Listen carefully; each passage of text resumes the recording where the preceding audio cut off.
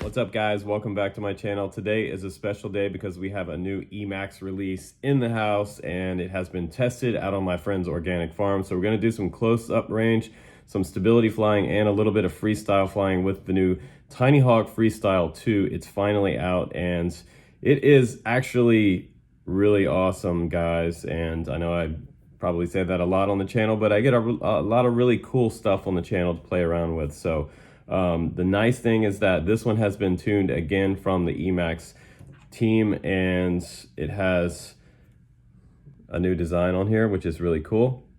It has sort of a spray paint deal, and it's about 4 grams lighter than the original Freestyle. But what makes this new one better than the old one? Well, a lot of things. So originally, after I got my Freestyle, you guys know that if you watch my channel about a year ago now, this was needing a lot of upgrades. It came with a 25 milliwatt VTX, and there were VTXs out there at the time that could fit in here. There's one on there right now that's riding in the very back that was up to 400 milliwatt. Well, with all of my upgrades and a RunCam Nano 2, which the new one now has, which is very funny, they put side plates on the front, and now they have the same exact camera that I chose originally for the upgrade video.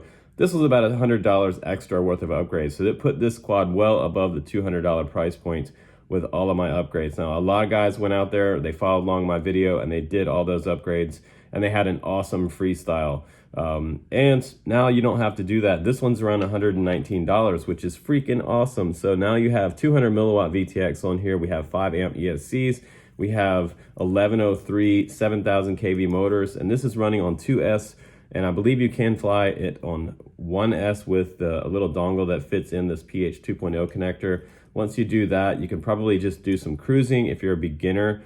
You can also slow it way down on the low end of the throttle and really get in there. We're going to do some indoor flying with this.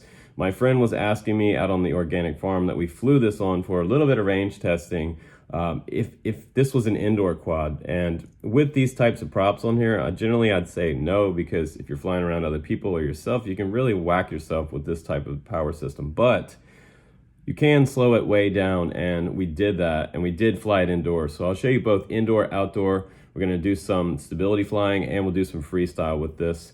And we'll crank it up to 200 milliwatt, and we'll see how well this VTX performs out on the farm. It was a very wet day as well, so it's been raining here in Oregon for about 2 weeks straight, it seems. But I have good news, because now this one was over $200 with the upgrades, and this one is at $119. So this is one of those take my money type of quads. This one is ready to go, and it's awesome. It's also 4 grams lighter than my modded upgrade build. So yeah, so now let's go ahead outside now and let's do some flying. After that, we'll come back in. We'll do some final thoughts as always for this review on the Tinyhawk Freestyle 2. Here we go, guys.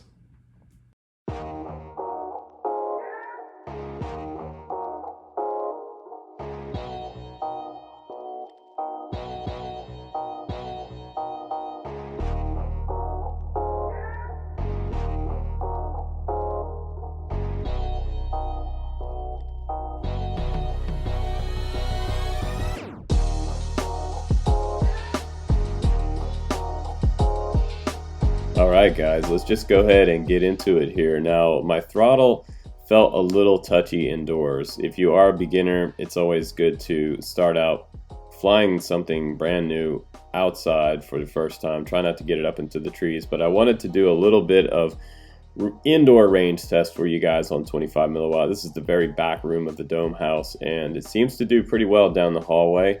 I didn't have any problems even running the lowest setting on here around the cabinets.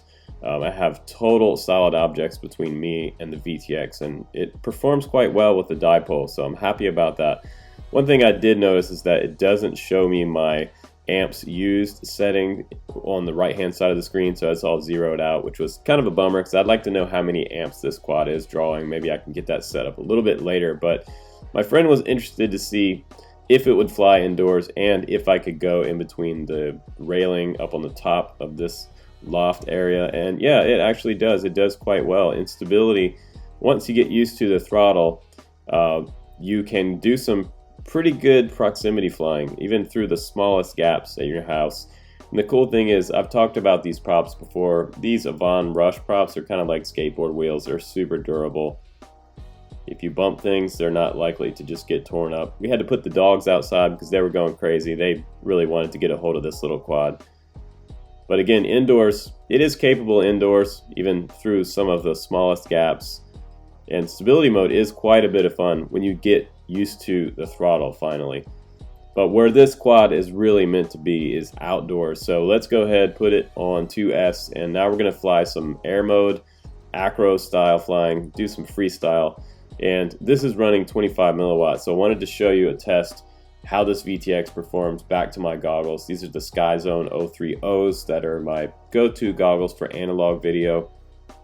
And there is some breakup, let's be honest, but the performance is awesome on 2S. The little 1S 450s on the quad just really give it a nice punch out. And what's really awesome is that most of you guys want to know what the flight time is. Well, it was getting close to 4 minutes on a freestyle flight, so that's quite a bit of throttle.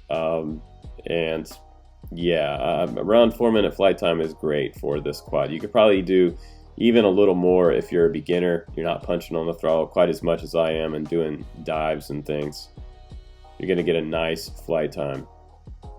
But even in air mode, with the stock PID settings that the Emax team has put on this quad, it's really smooth. And I feel like the pitch and the roll axis are way smoother than some of the other Eachine tunes out of the box that I've gotten recently. They're a lot faster on the roll and flip and yaw rate. They're set up for more intermediate flying, plug and play out of the box. And this one seems to be, again, geared toward the ultimate beginner. So this is kind of like the perfect trainer for anybody getting into FPV that wants to learn how to fly acro and freestyle. I almost caught the top of the roof there playing around. But very predictable, very smooth, zero jello in the camera, which I'm really loving. And trying to take some of those small gaps, and I didn't lose total video underneath the deck there, which is pretty impressive. When I go back through one more time, almost grabbing that fence there. And everything below me today is completely soaking wet. It actually has been raining on and off all day, so I'm lucky to actually get my review done. It's been a little bit crazy this week, too much rain. But now let's try out some stability, because this is the beginner mode that you guys should start out in. And they already have it set up on the modes inside Betaflight for you guys. So there's, I believe there's 3 settings on a single switch, and it is set to aux 1. So stability, horizon's already set up, and then the third position out on your switch is going to be acro.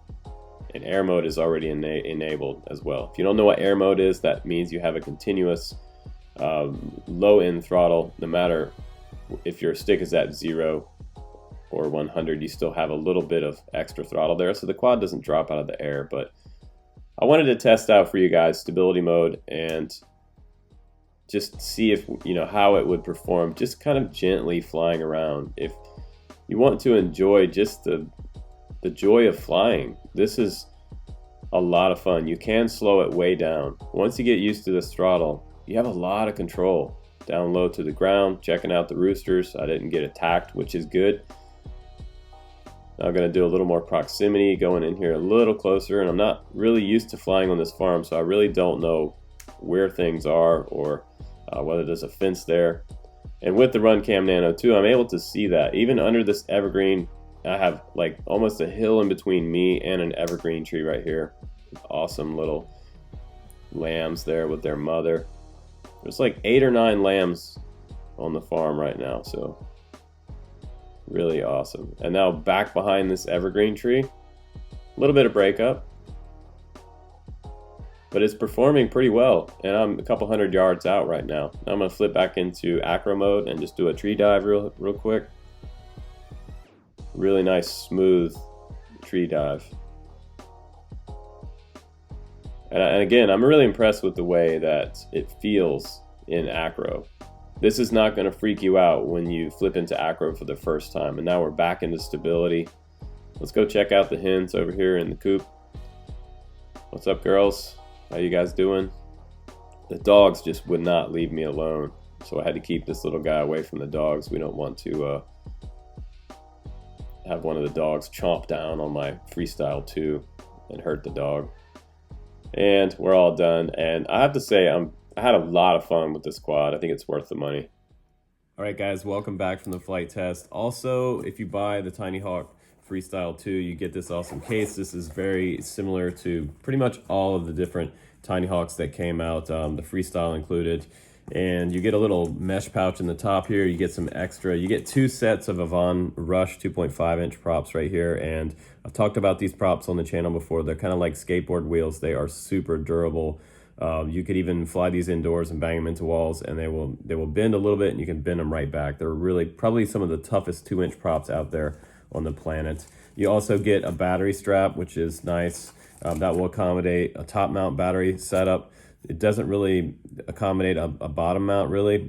You could probably use some zip ties and mod that out if you want to. The nice thing is that it is, like I said, 4 grams lighter than the original Tinyhawk, so I'm at 54 grams on the total dry weight. And with one battery, it's 66 grams, and then with one more 1S450, making it 2S, that's now 79 grams. And with my Insta360 GO camera, this is the camera of choice that I'm gonna suggest to you guys.